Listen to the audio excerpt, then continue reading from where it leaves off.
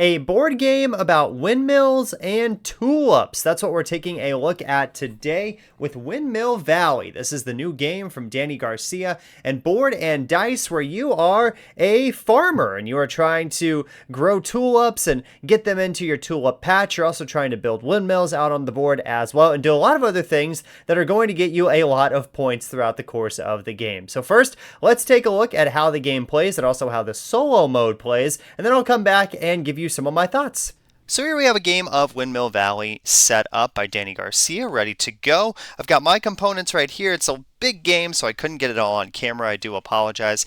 And then I've got the solo mode or the gardener's components right up there. They will use a board just like you will. They'll also have their own wheel too to select their actions, and we'll go over more how their character or mode works here once we go through what you can do on your turn. So in this game, you are tulip farmers and you're trying to be the best tulip farmers. You're trying to get as many points as possible. You'll do that by planting tulips down here, also sometimes by placing your windmills out over here, by doing various contracts and some other things that happen throughout the course of the game. So there's various actions that you can take during the course of the game, and they are on your rondel here, and you've got a large wheel and you've got a small wheel. And so on the large wheel there are a lot of various actions. On the small wheel right now all you have is lower the water level, which we'll go over what that is in a second, but you are able to upgrade your wheel as the game goes on. So at the beginning of your turn you will decide if you want to open or close the floodgate, which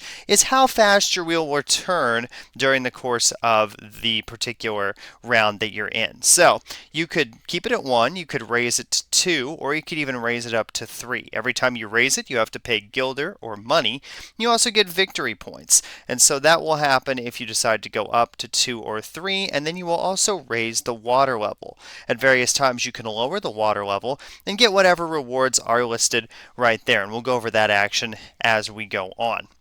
So we'll go through the various actions now, and we'll just kind of, take a look at what each one is. So the first one is on my wheel here, and all of these are different. They're going to have different things. So if you play with multiple people, or even when you play against the solo mode, you're not going to be both doing the same action on the same turn. So you have right here, this action is farm enhancement. So you can take one of these 3 cards that are right here, and you can decide if you want to slot it into the top of your board, which would give you kind of an ongoing bonus that you can do throughout the game when you take certain actions. This is every time that you were to open the floodgates, you would get 2 victory points. And there's various things here with these different icons. This is every time you take that farm enhancement action, you get to lower the water level by 1. Or you can slot it in the bottom of your board, and that will be in-game scoring points. So you can see here on this card, this is 5 victory points for every windmill that we have next to a location that lets us take a farm enhancement action. So like if we had a windmill right there, we'd get 5 victory points for it at the end of the game. So that's the first action there. All the actions in this game are fairly quick and go pretty fast. The next action here on the rondel on my board is you get to place a windmill out on this big central board right here. So you'll just take one from your board, which you can't see on my screen unfortunately, but this is one of my windmills, and you can put it out in certain different places. Now when you start, you have to connect back to the market, and there's various spots to do that. After you place the first one, or whoever places the first one, if you want to place more out, they also have to connect back to the market. So like if there's one here, then you could put one here or here because it would be connecting back to the market, but you could not, say for instance, put one over here because there's no connection here or here yet. These spaces are all free. These ones cost money, and the further out you go, the more money they cost, but better actions they do usually. So if you were to place a windmill right here, you would get 1 money, and you would also get a yellow tulip. And I'll go ahead and grab that and put it on my board here. These little containers that I have the tulips in did not come with the game. They're just what I decided to use for the tulips. So that's that action.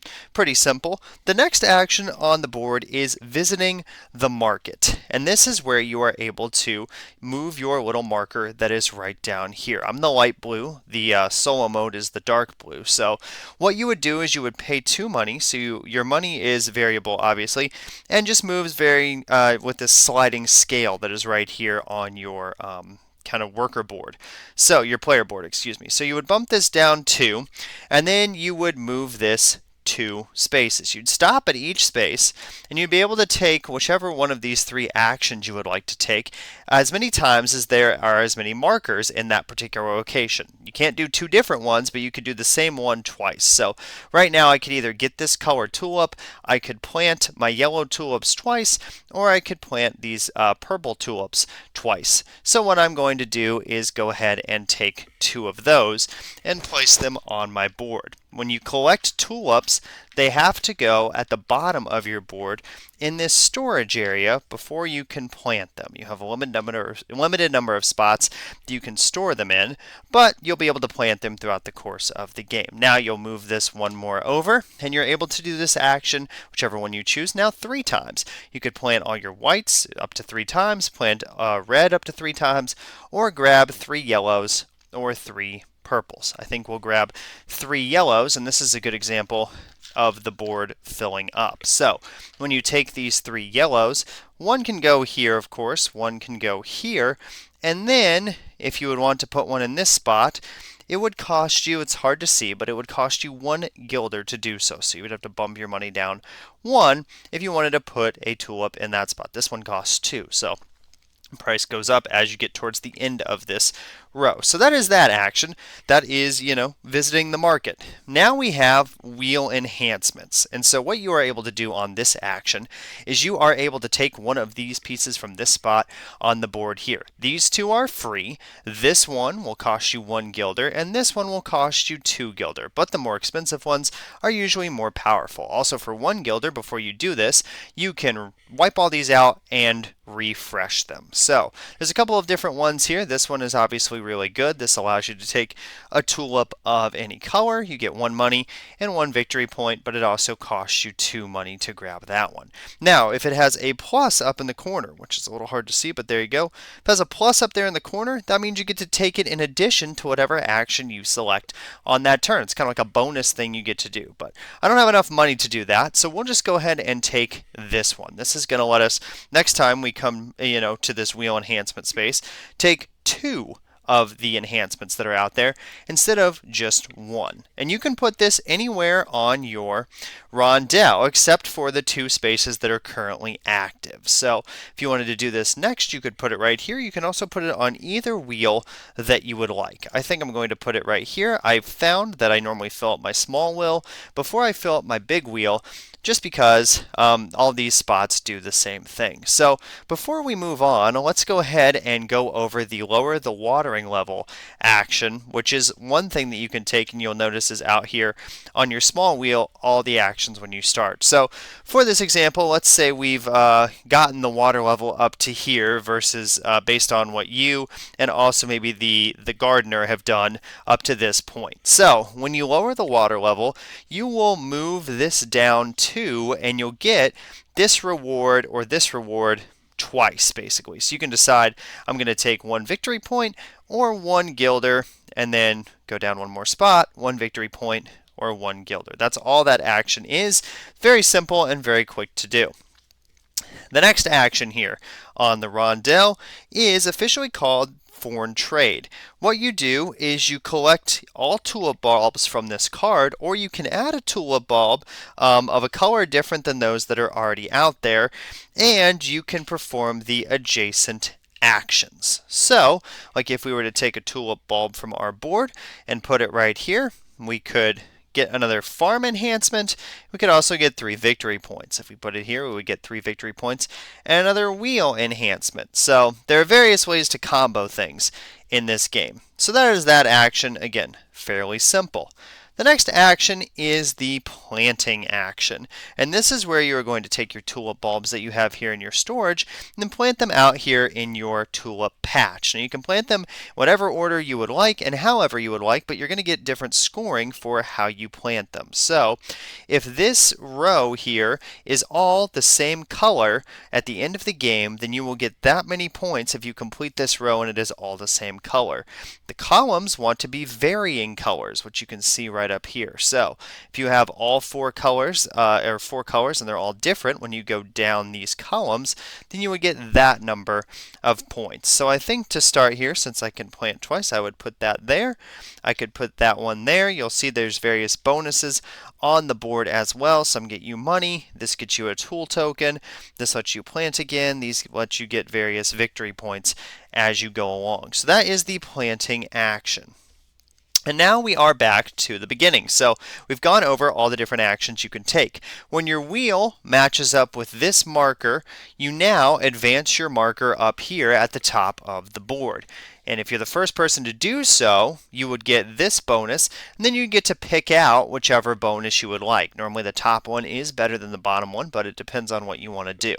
Once somebody has picked that, you will put a red X over it, and it is no longer available for anybody else. Whenever you or the solo opponent do that 4 times and get all the way to the end here, then you each take one more turn, and the game is over. The only other thing I did not mention is this little space right here, which is some extra points that you can get throughout the course of the game. So that is saying if you get a contract of a red, a yellow, and a blue, whoever is the first to do that gets 10 points, second gets 6, third gets 3. How the solo mode works with that is that when it advances to the next round, it moves its little marker up to the next one on there. So first it would get 3, then 6, then 10. And after that third round, there is no way you can get 10 points for that particular goal. The solo mode has taken the top spot. So that's all the actions that you can do when you are, just playing normally or, on any particular turn. But now let's go over kind of how the solo mode works and how the gardener works. So you have this deck of cards. That's what the solo mode is going to be using throughout the course of the game. They are double-sided. And so for you to be able to see these, I'm just going to hold them up right now just so you can kind of see what they are able to do. And they do all the various actions just in slightly different ways. So what you will do is you will flip this over and you will see a couple of different things. You will see that the gardener wants to raise the water level by 1. So you will move it up here. It never pays for anything. It just automatically gets points without having to pay. That's actually my marker. So you would move that one there. Then, if the water level is in this particular spot, it's a little hard to see here, I apologize for that. If the water level was up here, let's see, can we get that? There, that's a little bit better. If the water level was up here, they would lower it by 2, and they would get whatever rewards were available to them, which would be 2 victory points for each of those. Also, this red tulip shows that they would like to prioritize red tulips on this particular turn, and if they are going to take this action, then they would go down here and place their tulip there if possible, if they're taking that foreign trade action. So, once you do that, you will now rotate the gardener's wheel by however many spots the water level is at, which would be 2. So now it's landed on this wheel enhancement space. So for wheel enhancements, that's one of the very easy actions that it takes. It's going to take this one, and it's going to take this one, and that's just the deck of cards that's sitting next to there. So you'll just wipe those out. It doesn't put them on that its board at all. We'll just score points for them at the end of the game. Same thing if it takes these farm enhancement cards. It doesn't score points for those either, or it does score points for those, excuse me. It's not going to slot them in its board. It's just going to score points for those at the end of the game.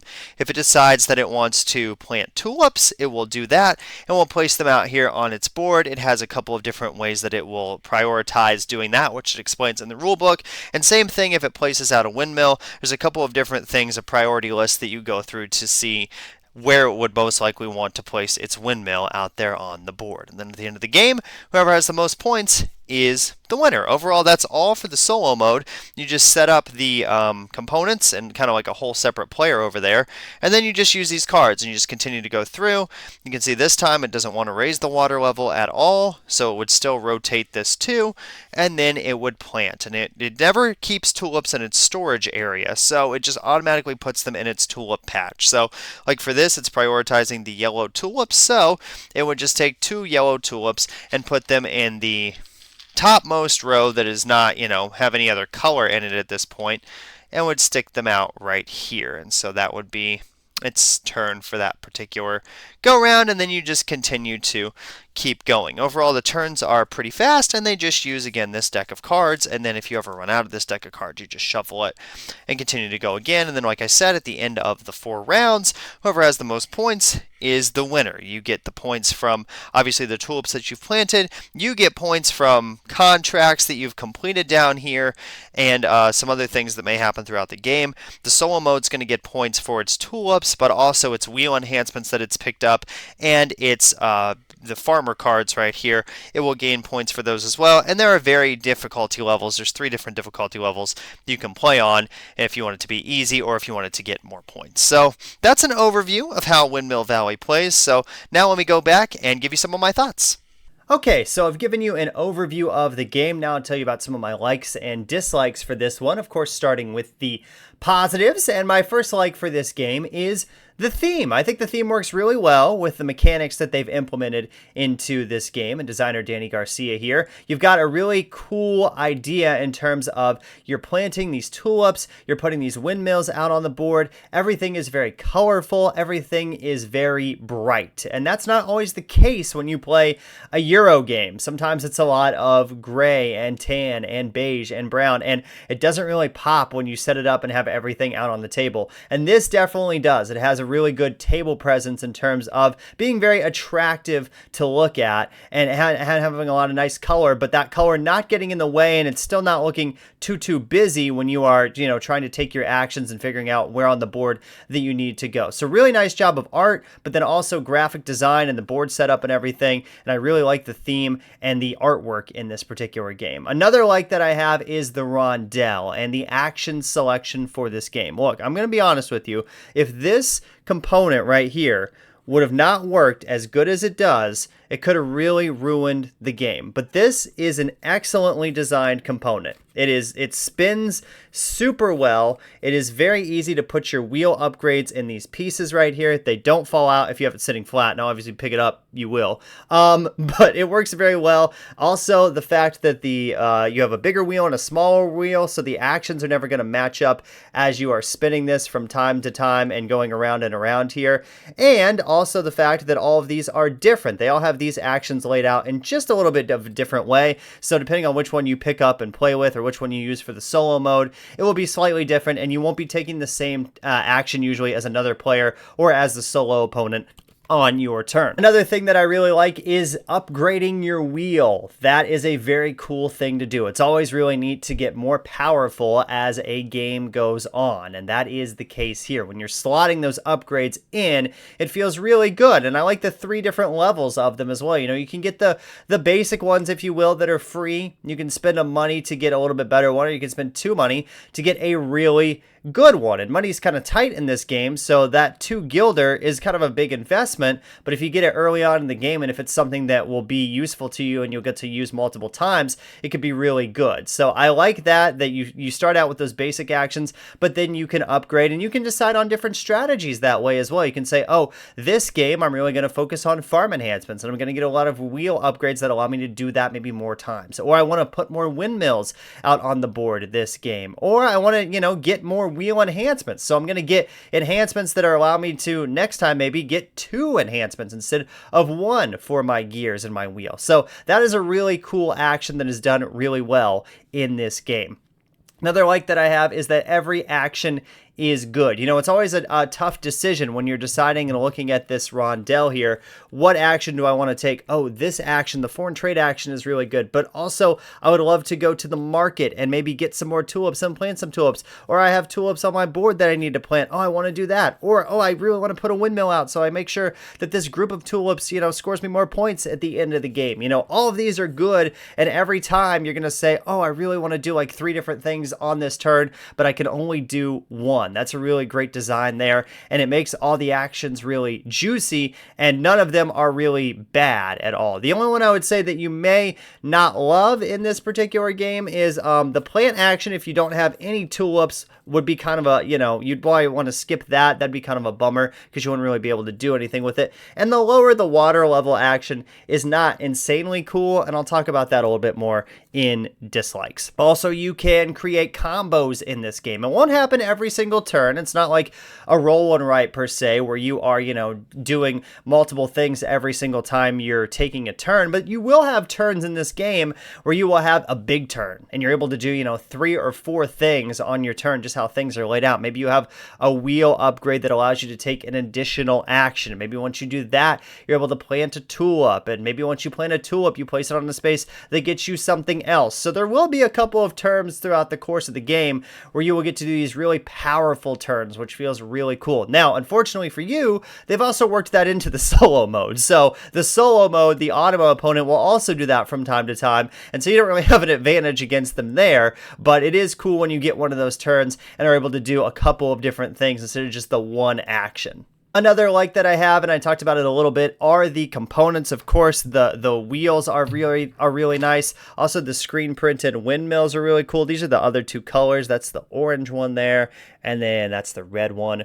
right there. And so those are really well done too. The player boards are nice. They're sort of dual layered in the fact that you can slot cards in the top and bottom of them, and they hit this little gap thing that's on the bottom of the player board actually, so that if you place it in the top part of your board or the bottom part of your board, it won't really slide around that much, and you're able to see exactly where you placed it and what is on the card. Also, the windmills sit into the player boards just like this, and so they can all stand up. They won't knock over, and it's very easy to grab them out and put them onto the main board. Also, the money just being on your player board is a really nice touch too. The gilder that you are gaining and spending throughout the course of the game, it is very easy. It's right there in front of you. You know to move or move up or down that little marker there to keep track of your money, and it's nice. I like that you don't have to grab money every time you do something, because a lot of things in this game do cost money, so you're constantly getting more and spending it. It's really nice that you can just slide that little tracker up and down on the side of your board, and you're able to know exactly how much money you have. Also, another like is that it's a fairly quick game. This is a Euro game. Sometimes those can be meaty and take a couple of hours to play. This is like a 30 to 45 minute experience. The box says 45 to 90. If you're playing by yourself, I think 45 is probably about right. I also have played some that have been in the 35-minute range, 30-minute range, especially once you get the flow of the game and know exactly what is going on. So it is a very quick game in terms of the experience that it is providing you, and in terms of other Euros, it does not take very long at all. Also, the solo mode is quick for the most part. I'm going to have some thoughts on that in the dislikes as well, but overall, a lot of the actions that the solo mode will take will be pretty quick, and you'll be able to get back to your turn right away. Also, another thing I like about the solo mode in particular is that we get a player aid just for the solo mode. Every game should do this. This is great. You can just look at it and you don't have to refer back to the rule book. Also, the solo rules are in a separate rule book for this game, which is also really nice. And so if you need to look up something just solo mode specific, you know to go to that one. But this is a really nice addition that I would love to see in some more games. Obviously, you normally get player aids for things that you would do, whether you're playing with one person or, 3 or 4 people. But to get a solo mode specific player aid is really a nice addition in this game. So those are all my likes. Now let's get to my dislikes for this game. And one of the cons of this game for me is the solo mode is tough. And I'm not just saying that because I lose, but every time I have played this, I have lost by like 30 to 40 points. Now, maybe I'm just not that good at the game, and that's definitely possible, especially early on as you're playing it. And the more times you play it, you learn some more strategies and hopefully get better at the game. But every time I played against the solo mode, it would beat me substantially. It would not even be a close game, and that is on the easiest level of the solo mode as well. It seems a little overpowered. It can usually take 2 actions every time you do 1. If it's taking wheel enhancements, it always takes 2. If it's taking a farm enhancement card, it just scores 2 points for that automatically. It doesn't have to store tulips on its board to plant them. It just plants them right away. A lot of other things throughout the course of the game too. The water level, it doesn't have to spend money, so it can raise and lower that as much as it wants and gets victory points for that. It just feels like it's a little overpowered and very hard to keep up with its actions, even if you're playing a pretty optimal game. It also likes to speed up the game a lot too, so you have less turns to do what you want to do based on where the water level is and how quickly it's advancing on the round tracker there to get to the end of the game. Also, in the solo game, it jacks with the floodgates more than in a game you will play with regular people, I think. I've played this with 2 people, and in that game, myself and my wife, we did not move the floodgates very much at all. We did a couple times when we were like, okay, we want to do a different action here than the one we would land on next, but the solo mode literally is changing that just about every single turn, which feels unrealistic because again, it just doesn't have to spend money, so it gets to do that as much as it wants, and it also gets victory points. It can jump ahead really easily and advance on its wheel, obviously, and every time you get to this red marker here on your dial, you go to the next round, and there's 4 rounds, and whoever gets there first basically ends the game. So because of that, advancing on the floodgates and opening the floodgates every single turn, or on most turns, it feels like it's a little bit of an advantage there. Also, it's able to take the lower the water level action on its turn in addition to an action on its wheel. Again, you can't do that on your turn. You can do one or the other. It gets to do both possibly, and therefore score even more points.